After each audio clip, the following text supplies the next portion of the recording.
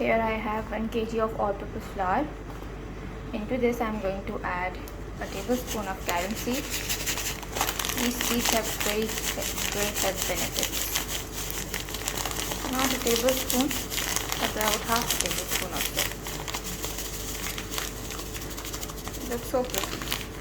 Into this I am going to add 1 tablespoon of salt. Next I am going to add in refined butter. This is about 2 tablespoons. Approximately 4 tablespoons. It is approximately 5 to 6 tablespoons of refined butter. My dough has been kneaded with warm water. This fry pan I am going to add in refined butter, which is also called as ghee. To this I have added in my onions.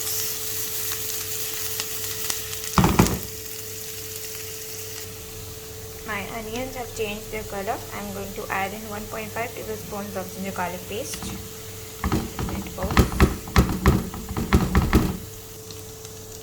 To this I am going to add in 1 tablespoon of whole dhania, 2 tablespoons of kasuri methi dried, 1 tablespoon ajwain, 1 heaped teaspoon of salt, 1 tablespoon of pomegranate seeds dried, 2 tablespoons of crushed red chili, about 1 tablespoon of turmeric powder, half a tablespoon of whole cumin, and 1 tablespoon of cumin powder. To this I am going to add in half a glass of water. 1/4 is enough. We are going to cook this for some time.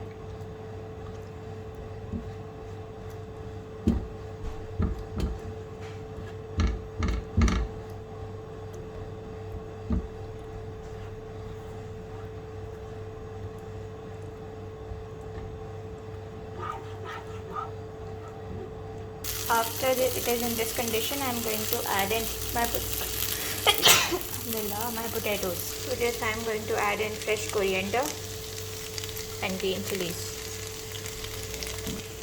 and some mint leaves. This is its final look.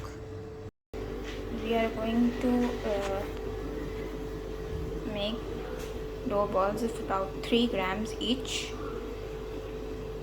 and we are going to roll them into this size. This is about, I believe, 12 inches and 6 inches in width. This is how they look. Now what we will do, we will turn them in half.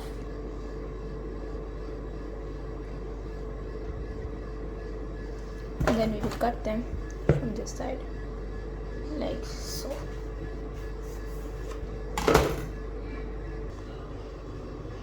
For the filling, I will take 1 piece and apply some plain water and then seal this.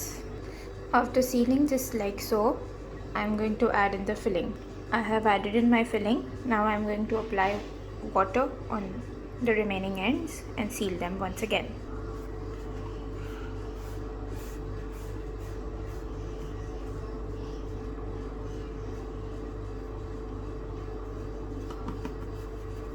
This has been sealed.